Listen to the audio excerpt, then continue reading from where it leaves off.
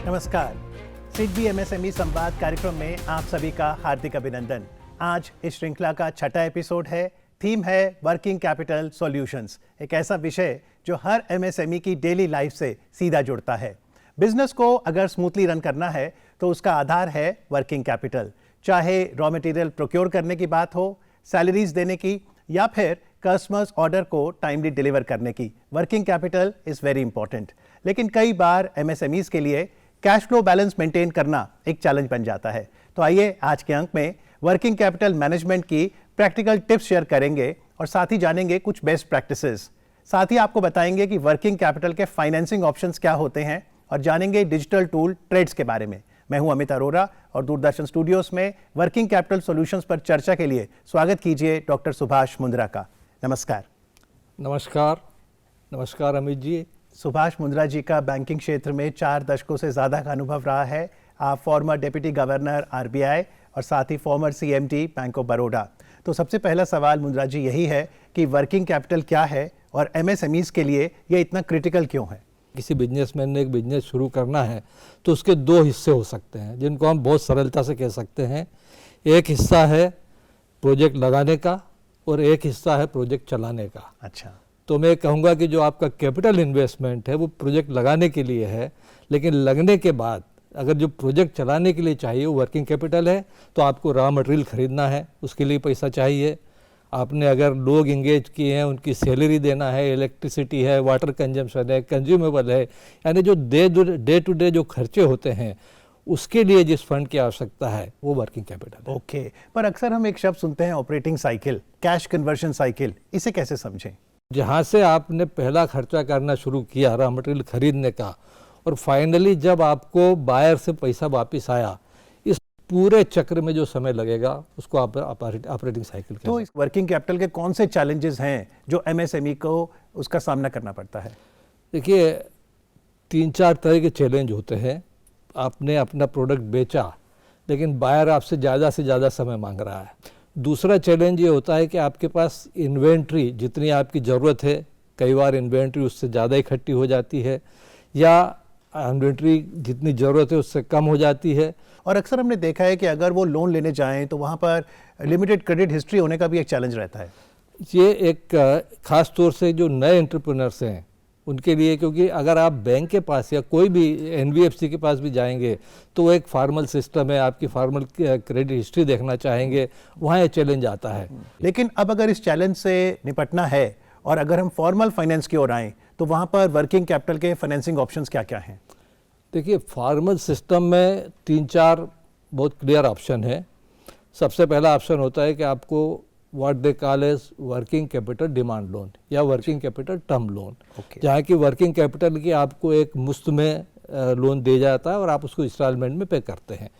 ये उस स्थिति में ज़्यादा अच्छा होता है जहाँ आपके पास एक क्लियर ऑर्डर लाइन है। दूसरा जो सबसे पॉपुलर प्रोडक्ट है वर्किंग कैपिटल के लिए, जिसे कैश क्रेडिट कहा जाता है। कैश क्रेडिट में आपकी जितनी आवश्यकता है उतना आप पैसा उठा सकते हैं। आपको लिमिट दे दी जाती है लेकिन पैसा आप उतना उठाते हैं जितनी आपको आवश्यकता है और इंटरेस्ट भी उसी अमाउंट पर लगता है जो आप ड्रा करते हैं। अच्छा। वो कैश क्रेडिट होता है।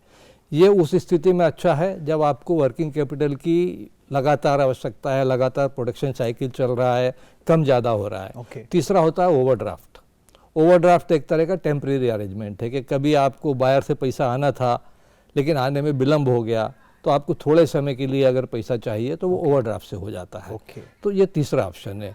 और चौथा जो ऑप्शन है, जो प्रोडक्शन हो जाने के बाद जब आप सेल करते हैं, जिसे कि इनवॉइस डिस्काउंटिंग कहा जाता है। मुंद्रा जी, ये जो वर्ड्स आपने बताए ओवरड्राफ्ट और कैश क्रेडिट, इसमें भी बहुत सिमिलैरिटी दिखती है, तो क्या अंतर है दोनों में? मूलतः कैश क्रेडिट आपकी इन्वेंट्री या रिसीवेबल के अगेंस्ट दिया जाता है, तो कैश क्रेडिट में आपको सिक्योरिटी है जो आप बैंक को दे रहे हैं, जबकि ओवरड्राफ्ट एक तरह से क्लीन है। इट इज़ सिर्फ टेम्परेरी है कि आपको कोई कैश फ्लो में रुकावट आई है उस टाइम आपको मदद करें। लेकिन एमएसएमईज जब ट्रेडिशनल लोन ऑप्शंस के लिए बैंक जाते हैं, चाहे वर्किंग कैपिटल टर्म लोन, चाहे कैश क्रेडिट या ओवरड्राफ्ट, तो कई बार उन्हें क्लियर नहीं होता कि बैंक में प्रपोजल कैसे दें, तो प्लीज़ गाइड कीजिए। ये एमएसएमईज के लिए वाकई में एक बहुत बड़ी समस्या है। इसके लिए एक एजेंसी बनी गई है अभी पिछले कुछ सालों से, जिससे कहा जाता है CCC, ट्रिपल C, यानी सर्टिफाइड क्रेडिट काउंसलर। ये एक रिजर्व बैंक ऑफ इंडिया ने इनिशिएटिव लिया था और सिडबी के साथ उसका कोलैबोरेशन है। तो ये सर्टिफाइड प्रोफेशनल हैं जो फाइनेंशियल प्रोफेशनल हैं और जो किसी भी MSME एंटरप्रेन्योर को हेल्प कर सकते हैं कि वो अपना प्रपोजल कैसे बनाकर बैंक के पास जाए। जी, तो ट्रिपल C की आपने यहाँ पे बात की और अब इस इनिशिएटिव में 2.0 वर्जन की बात भी होती है। हाँ, देखिए क्या हुआ था कि सर्टिफाइड क्रेडिट काउंसलर की एक इंस्टीट्यूशन तो बन गया जी, अभी तक कोई एक ऐसा सेंट्रलाइज इन्फॉर्मेशन अवेलेबल नहीं है जहां आप जाके खोज सकते हैं कि कौन CCC है। अब ये इनिशिएटिव है जिसको पूरा डिजिटाइज कर रहे हैं और डिजिटल प्लेटफॉर्म पे ये पूरी लिस्ट अवेलेबल रहेगी। जी, और ट्रेडिशनल लोन के साथ साथ जो आपने वर्किंग कैपिटल का फाइनेंसिंग ऑप्शन सुझाया, इनवॉइस डिस्काउंटिंग, ये बताइए विस्तार से। इनवॉइस डिस्काउंटिंग, आपका प्रोडक्ट बन गया और आपने इसको सेल भी कर दिया, उस समय जो आपको फाइनेंस मिलता है वो इनवॉइस डिस्काउंटिंग है। लेकिन आजकल हो गए स्ट्रक्चर्ड प्लेटफॉर्म, जैसे शायद आप लोगों ने सुना होगा, एक ट्रेड्स करके नाम आता है, which is nothing but essentially trade receivables discounting system. अब तक जो सुभाष मुंद्रा जी ने हमें वर्किंग कैपिटल फाइनेंस के प्रमुख विकल्प बताए हैं, उस पर एक नजर डालते हैं। वर्किंग कैपिटल फाइनेंस के प्रमुख विकल्प: working capital term loan, fixed amount loan जो बिजनेस की डे टू डे जरूरतों को सपोर्ट करता है। कैश क्रेडिट, बिजनेस को नियमित वर्किंग कैपिटल लिमिट उपलब्ध कराता है। ओवरड्राफ्ट, आकस्मिक जरूरत पड़ने पर फ्लेक्सिबल विड्रॉल की सुविधा देता है। और इनवॉइस डिस्काउंटिंग, रिसीवेबल्स के बदले जल्द कैश प्राप्त करने का विकल्प है। ट्रेड रिसीवेबल डिस्काउंटिंग सिस्टम, ये क्या है? ट्राई पार्टी एक प्लेटफॉर्म है। इसमें ये होता है कि सेलर अपना इनवॉइस जब रेज करता है और उसको प्लेटफॉर्म पे रजिस्टर करना होता है, सेलर को भी रजिस्टर करना होता है, बायर को भी रजिस्टर करना होता है और फाइनेंशियर्स भी, और अपना इनवॉइस लेके सेलर उस प्लेटफॉर्म पे अपलोड करता है, बायर उसको एक्सेप्ट करता है, जिससे ये इस्टेब्लिश हो जाता है कि जेन्युइन इनवॉइस है। फिर जो फाइनेंशियर्स हैं वो उसमें अपना इंटरेस्ट दिखाते हैं, वो बिडिंग करते हैं कि हम इसको फाइनेंस करने के लिए तैयार हैं। और जब ये हो जाता है तो उसके पश्चात जो सेलर है उसको फाइनेंशियर पैसा दे देते हैं और बाद में जैसा नॉर्मल इनवॉइस डिस्काउंटिंग में होता है, बायर से पैसा सीधे बैंक को आ जाता है। जी, तो इसमें ये ट्रेड का प्लेटफॉर्म का सिस्टम है। तो MSMEs को अगर हम बताना चाहें कि ट्रेड्स पर आने के क्या बेनिफिट्स हैं उनके लिए? देखिए, सबसे बड़ा बेनिफिट, दो बेनिफिट मैं कहूँगा। एक तो बेनिफिट ये है कि अगर ट्रेड्स पे इनवॉइस डिस्काउंट होता है, जिसको कि टेक्निकल टर्म में कहा जाता है विदाउट रिकोर्स, यानी कि उस इनवॉइस का अगर पैसा नहीं आया है तो MSME की जिम्मेदारी नहीं होती है। अच्छा, उसके ऊपर कोई रिकोर्स नहीं होता है, बायर की जिम्मेदारी है। और दूसरा सबसे बड़ा बेनिफिट ये है कि एक प्रेडिक्टिबिलिटी हो जाती है कि आज आपको पता है आपका बायर भी उस प्लेटफॉर्म पे है, आप अगर इनवॉइस लेके जाएंगे तो ये सर्टेनली डिस्काउंट हो जाएगा। और तीसरा एडवांटेज है कि चूँकि बहुत सारे बैंक्स और NBFCs भी उस प्लेटफॉर्म पे हैं और वो भी इंटरेस्टेड हैं अच्छी फाइनेंसिंग करने के लिए, तो आपको बहुत फाइन रेट मिलते हैं, क्योंकि यहाँ लेंडर में कंपटीशन हो जाता है। तो यदि कोई MSME ट्रेड्स प्लेटफॉर्म का इस्तेमाल करना चाहे तो उसका स्टेप बाय स्टेप प्रोसेस क्या होगा, ये हम जानेंगे मुंद्रा जी से एक ब्रेक के बाद।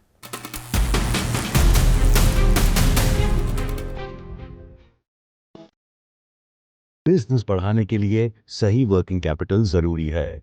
MSMEs के लिए सिडबी लाया है smart working capital solutions, swift SIDBI assistance for working capital using integrated financial tools, overdraft 3 crore तक, मल्टीपल बैंकिंग प्लेटफॉर्म्स और मिनिमल पेपर वर्क।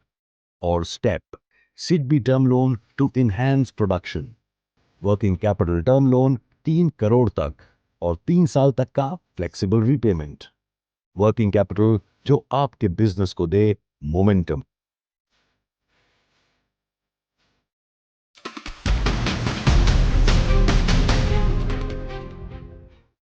आप देख रहे हैं कार्यक्रम सिडबी MSME संवाद। ब्रेक में जाने से पहले हमने ट्रेड सिस्टम के बारे में जाना। ट्रेड्स यानी ट्रेड रिसीवेबल डिस्काउंटिंग सिस्टम, ये एक RBI रेगुलेटेड डिजिटल प्लेटफॉर्म है। तो मुंद्रा जी, अगर कोई MSME ट्रेड्स प्लेटफॉर्म का इस्तेमाल करना चाहे तो स्टेप बाय स्टेप प्रोसेस क्या है? हाँ, देखिए, बड़ी सिंपल 5-6 स्टेप्स की प्रोसेस है। सबसे पहली स्टेप है कि सेलर और बायर दोनों को रजिस्ट्रेशन करना होता है। उसमें कुछ डॉक्यूमेंट लगते हैं, जैसे आपका पान है, GSTN नंबर है ना, आपकी फाइनेंशियल स्टेटमेंट्स हैं। उसी तरह बायर का रजिस्ट्रेशन हो गया है। ये स्टेप पहली हुई। एक बार आपका रजिस्ट्रेशन हो गया और आपको पता है कि आपके बायर का भी रजिस्ट्रेशन है, दूसरी स्टेप होती है कि जब आपने प्रोडक्ट बना लिया, सेल किया और उसका इनवॉइस रेज किया, वो इनवॉइस आप उसको वहाँ अपलोड करते हैं। थर्ड स्टेप्स होती है कि बायर का उसका एक्सेप्टेंस होता है। ये सारी डिजिटल प्रोसेस है। चौथी स्टेप ये होती है कि करने के पश्चात अब रोल आता है फाइनेंशियर्स का। तो डिजिटल ये ट्रेड्स प्लेटफॉर्म पे बैंक्स भी हैं, NBFCs भी हैं, वो सब अपना जो उसमें इंटरेस्ट दिखाते हैं और वो अपनी एक बिड उसमें पुट करते हैं। अगली स्टेप होती है, ना देखिए आप, पावर चॉइस जो है वो MSME के पास हो जाती है कि वो उस बिड में से कौन सी बिड एक्सेप्ट करे।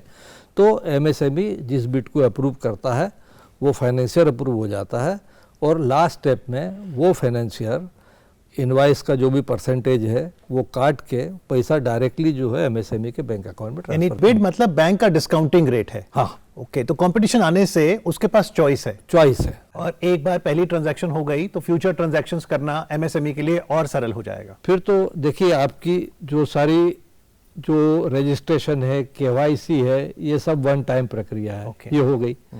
आपके बायर का भी रजिस्ट्रेशन हो गया। इसके बाद तो जैसे सामान्य लेन देन होता है, ये उस तरह की प्रक्रिया है। कई एंटिटीज MSMEs के पास अवेलेबल हैं जिन्हें RBI ने लाइसेंस दिया है, जिसमें शामिल है RXIL, receivables exchange of India, M1 exchange, invoice smart आदि। और जैसा मुंद्रा जी ने कहा कि आप देखिए कि अगर आपका बायर वहां रजिस्टर है तो MSME अपना इनवॉइस उस पर अपलोड कर सकता है।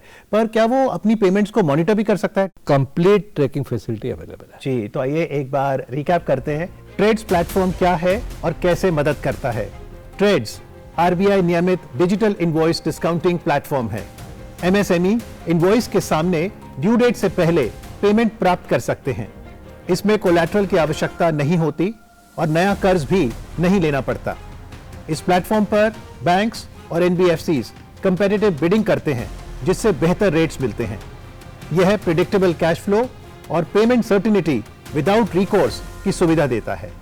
तो डॉक्टर मुद्रा, जैसा आपने कहा कि वर्किंग कैपिटल फाइनेंस के कई ऑप्शंस हैं, एक तो ट्रेडिशनल लोन्स और फिर इनवॉइस डिस्काउंटिंग, तो दोनों में मोटे तौर पर अंतर कैसे समझें? देखिए, सबसे मूलभूत अंतर है कि जब आप ट्रेडिशनल लोन के लिए जाते हैं बैंक के पास, तो एक तो सारे जो डॉक्यूमेंटेशन है, लोन का एक केस बनाने की प्रक्रिया है, एक प्रोजेक्ट प्रस्तुत करना है, वो सारी गतिविधियां हैं, प्लस अमूमन कोलेटरल की आवश्यकता होती है। बिल डिस्काउंटिंग में सारी चीज़ें खत्म हो जाती है। अच्छा, जैसा हमने कुछ समय पहले भी डिस्कस किया था, क्योंकि रिस्क बहुत कम हो गई है, आपका प्रोडक्ट बन गया है, बिक भी गया है, तो यहाँ इस तरह कोई कोलेटरल की आवश्यकता नहीं होती, कोई लंबा चौड़ा फाइनेंशियल प्रोजेक्शन या कैश नहीं बनाना पड़ता।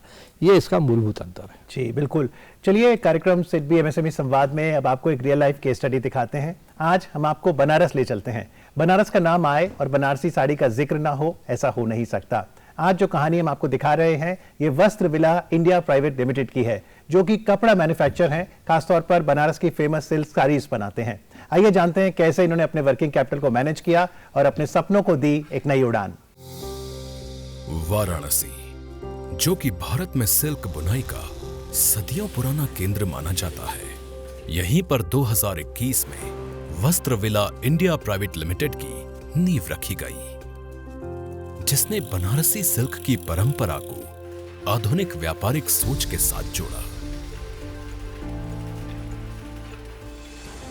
इन्होंने अपने 50 वर्षों के अनुभव और विशेषज्ञता को एक नई पहचान और दिशा देते हुए ये मैन्युफैक्चरिंग यूनिट स्थापित की। ये परिवार करीब 4 पीढ़ियों से बनारसी साड़ी के व्यापार से जुड़ा हुआ है।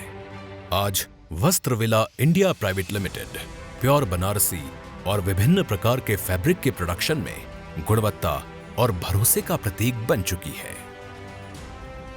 हमने ट्रेडिंग से मैन्युफैक्चरिंग की ओर जब कदम बढ़ाया, इसलिए बढ़ाया ताकि हम क्वालिटी पर सीधा नियंत्रण रख सकें।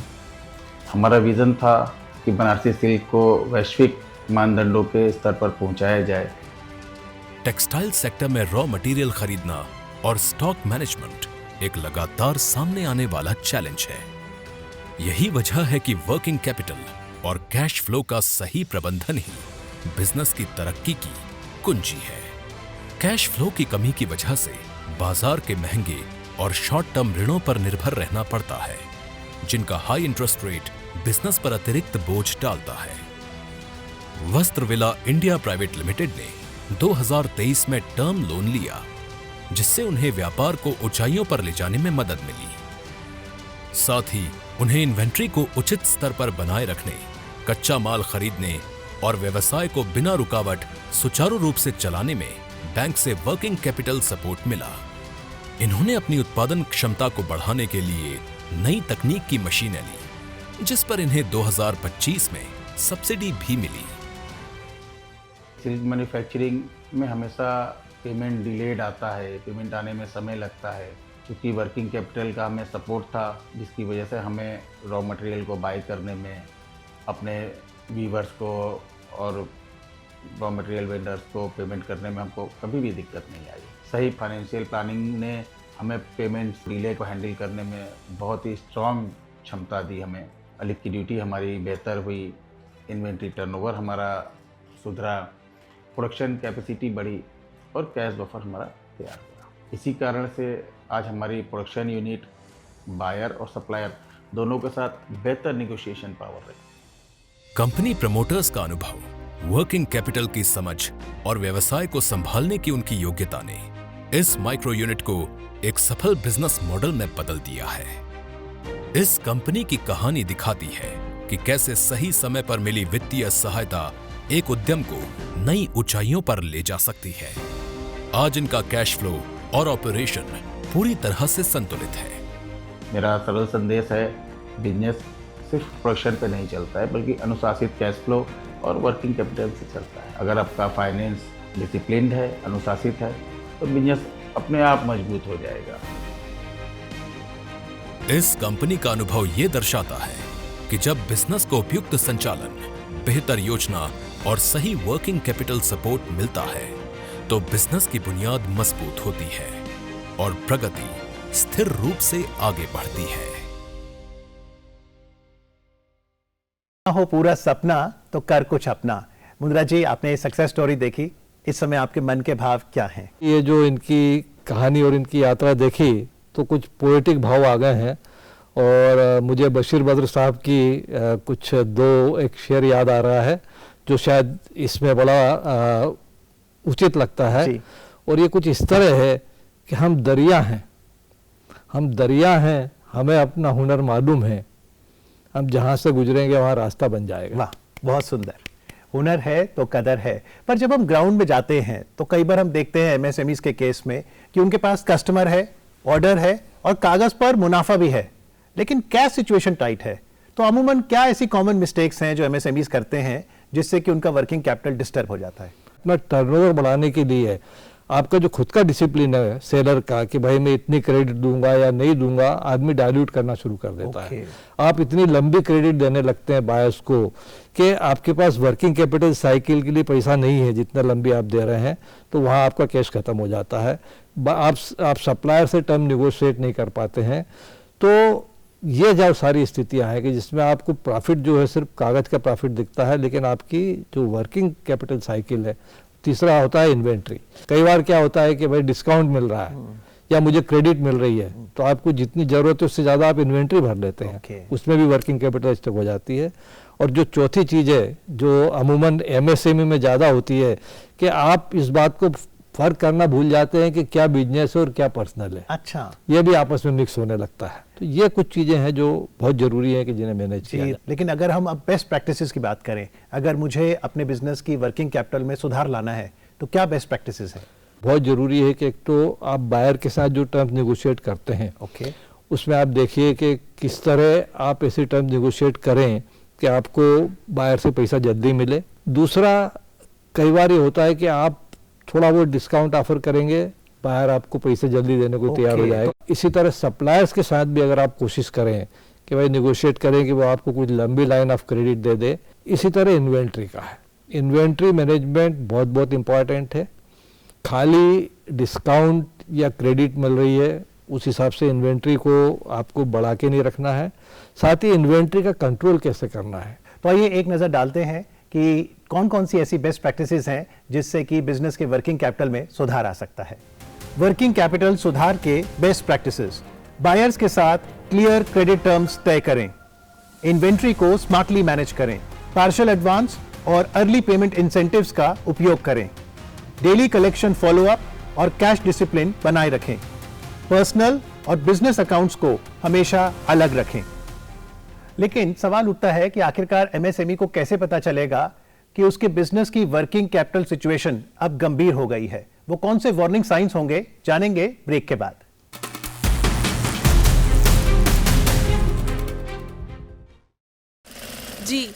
जी लास्ट ऑर्डर की पेमेंट अभी तक की। हेलो हेलो हेलो, नेटवर्क क्षेत्र से बाहर है। ऐसे ही चलता रहा तो मैं बिजनेस से बाहर हो जाऊंगी। इतनी परेशान क्यों लग रही है? एक बड़ा ऑर्डर आया है और पिछले डिलीवरी का पैसा कुछ महीनों से अटका पड़ा है। तो जमाने के साथ चलना सीखना। ट्रेड्स में रजिस्टर कर। ट्रेड्स? ये क्या है? ट्रेड्स लघु उद्योगों को पेमेंट की परेशानी से बचाने के लिए बनाया गया है। माल सप्लाई करने के बाद खरीदार द्वारा स्वीकृत इनवॉइस को ट्रेड्स की वेबसाइट पर अपलोड कर दो। बैंक इनवॉइस का पेमेंट आपको तुरंत दे सकता है, पर बेचने वाला और खरीदने वाला, सरकारी हो या प्राइवेट, दोनों ट्रेड्स पर रजिस्टर्ड होने चाहिए। सॉरी, कॉल कट गया था। एक बात बताइए, आप ट्रेड्स पे रजिस्टर्ड हो? हाँ, आप भी रजिस्टर कर लो। जी, और इनवॉइस भी करती हूँ अपलोड, और अब से पेमेंट की नहीं लूंगी लोड। आरबीआई कहता है, बनो जानकार, बढ़ाओ व्यापार।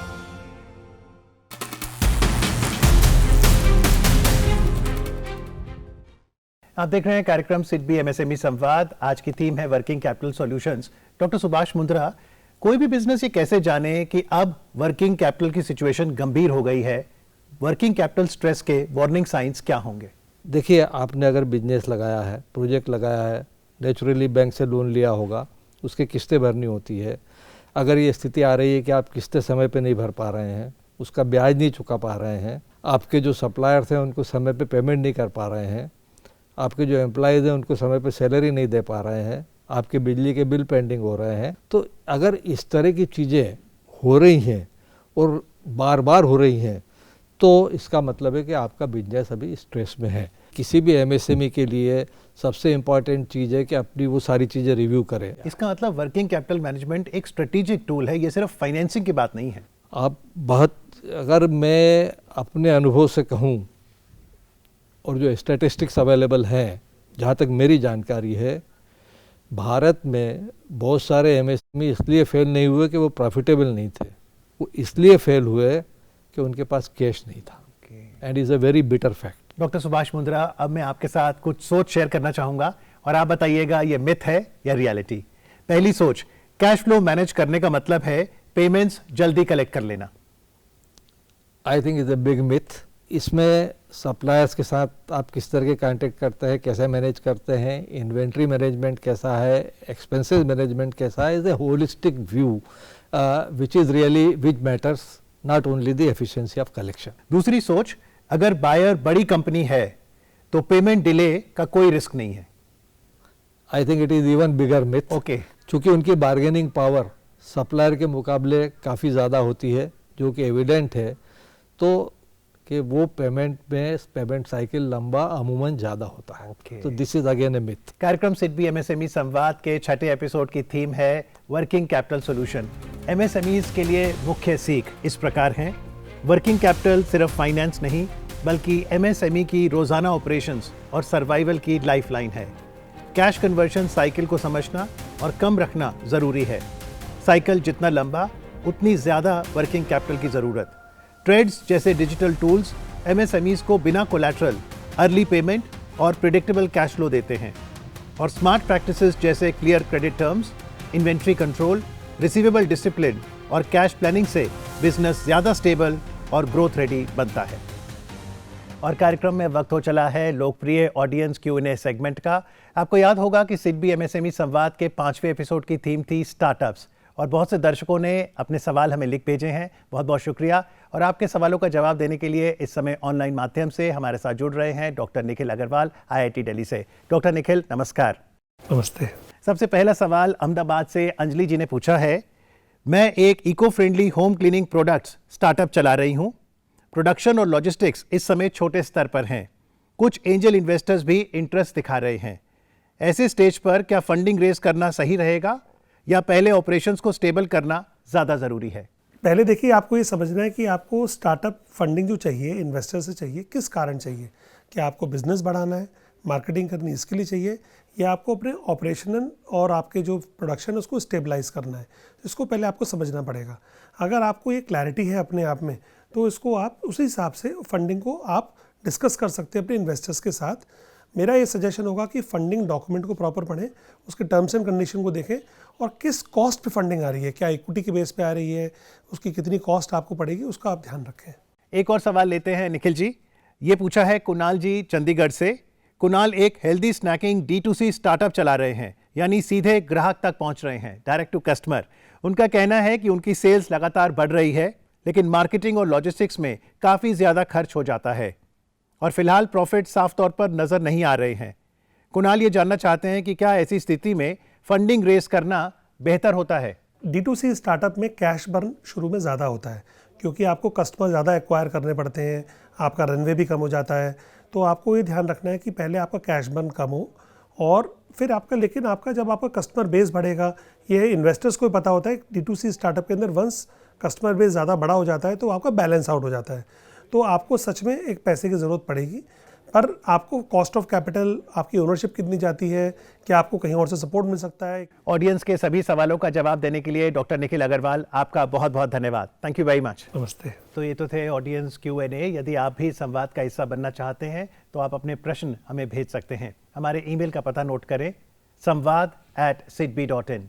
और जाने से पहले आपको बताना चाहेंगे कि सिडबी MSME संवाद का जो अगला एपिसोड होगा, 7वां एपिसोड, उसकी थीम रहेगी ग्रीन फाइनेंस, जहां पर हम जानेंगे कि MSMEs कैसे अपने बिजनेस को एनवायरनमेंट फ्रेंडली बना सकते हैं, कैसे कार्बन एमिशंस कम करके वो नेट ज़ीरो ट्रांजिशन की ओर बढ़ सकते हैं, कैसे BR-SR फ्रेमवर्क्स उनके बिजनेस को और ट्रस्टवर्दी, ट्रांसपेरेंट और कंप्लाइंट बना सकते हैं। आज कार्यक्रम में आके वर्किंग कैपिटल सॉल्यूशंस पर हमें जानकारी देने के लिए डॉक्टर सुभाष मुद्रा, आपका बहुत बहुत आभार। Thank you very much. Thank you very much. It was my great pleasure also. I really enjoyed this discussion. Thank you sir, pleasure is entirely ours।